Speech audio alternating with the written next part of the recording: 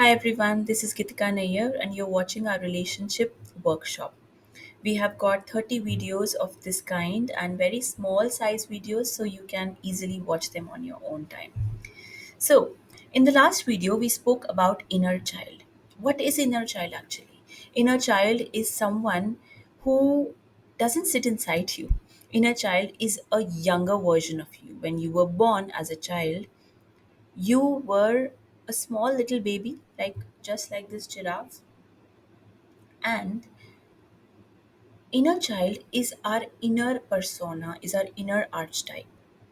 So, why do we say that for a good relationship outside, we have to have a good relationship with our inner child? Why do we say that?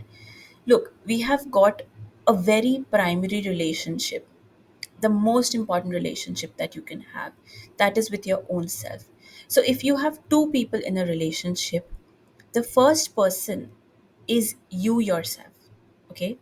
And how does your relationship with you develop? Like, for example, here is a baby giraffe, and when she was born as a child, depending on how much love and care she got from her mother and father. Now, a mother is also a very close relationship.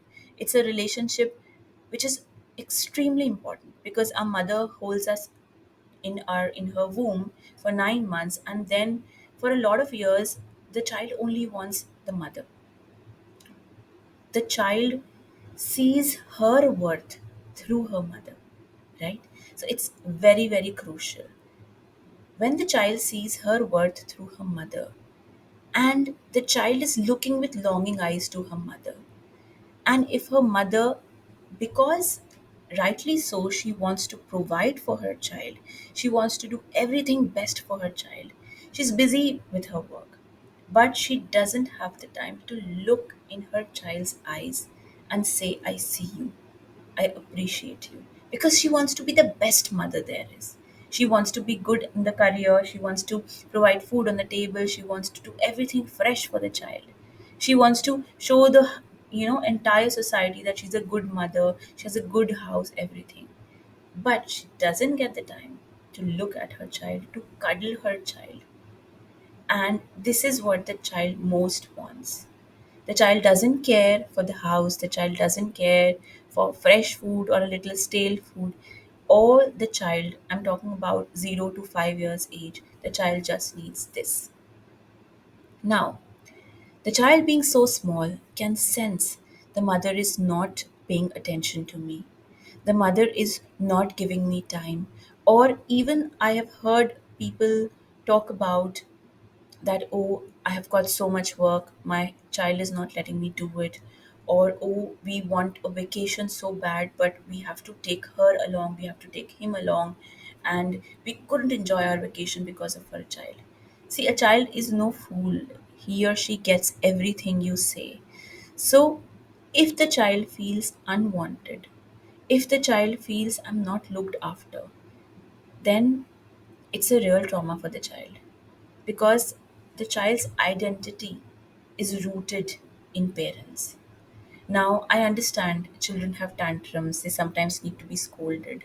And as a child, there are so many emotions you're going through in the toddler stage, especially. You're learning anger, you're learning guilt, you're learning sadness, you're learning happiness, you're learning all the emotions. And you also have various transitions in life, like the vaccinations that are being put, the time when the child goes to school, when the child gets bullied, when the child gets hurt. So these are these little crises that the child faces, little traumas. What happens after the trauma? If after the trauma the child is held nicely, the child is told that you are enough, everything is going to be fine, then the child feels protected, and that little trauma gets erased, and a soothing balm is applied. Like I sometimes tell in my sessions that if your child is puked, if your child has, maybe in public she's urinated or maybe pooped, do not make a big deal about it, because the child always remembers. These are bodily functions. The child, of course, cannot control. That's why she or he is doing that. but how you react is paramount. Whatever is being done is being done. Whatever the child goes through. But how the parents react is of utmost importance. If you react nicely, if you react, it's all right, it's fine, no worries, then the child will grow up as a very safe person. The child will not fear.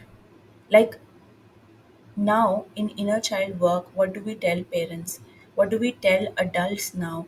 That when you want to connect with your inner child, look in the mirror and look in your eyes and say that you are enough. Just keep talking to yourself. Keep talking to yourself as your mother would nurture you. And this is how a beautiful relationship with your inner child can develop. Now, how is all this related to our adult relationships? If I have a wound, a mother wound comes across as if my mother did not love me or did not appreciate me or did not hold me a lot. I felt that missing thing. If that happens, mother wound is directly related to my identity. I would think that I'm not good enough to be held. I would think that I'm not good enough, wise enough, strong enough to carry forward in my life. And that would impact my work and that would also impact my relationships. So I would have that need for attention. I need attention. So I would obviously attract men like that who would either give me attention or who would not give me attention. And sometimes I could attract men who would first give me attention, lots of it, and then would reject me and drop me. And then I would feel the same rejection as I felt in childhood. Because it's like mirroring. The seed that you had in childhood, it's the same kind of fruit that develops. Now, we can't go back to our childhood, we can't sort that thing out. Our parents did the best they could, no blame on them. But it is our journey to learn from here onwards to start loving ourselves first. The first thing for a good relationship is to start loving yourself. So, action time now. Tomorrow, you do this thing. You wake up in the morning, go to your bathroom mirror or your room mirror, wherever you get some privacy. Look in your eyes and say, I love you. You are seen. And it'll be funny, of course, at first, but just connect, look in your eyes, and just from the bottom of my heart, say, from the bottom of my heart, I see you. I recognize the divinity within you. I see you as nobody has seen you. And then throughout the day, just nurture yourself, just calm yourself down. So, whenever I'm in a shitty situation outside, when I'm working, or in a bad situation where I just start losing, and then I just tell myself, Gitika, it's all right. You'll get through this. It's okay. It's okay. You're doing such a good job. And when I do a good job in my work or in my house or in anything, I appreciate myself. Or if I'm a good friend someday, I tell myself, Gitika, you've been such a good friend. People are so lucky to have you as a friend.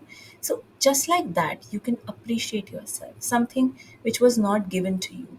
And I agree, initially you will feel it's not the same. How can I appreciate myself? I don't even think myself worthy of appreciation. But that is how you start. Fake it till you make it. Just start slowly, slowly appreciating yourself, and definitely you will get there. So keep watching for more such videos. Take care.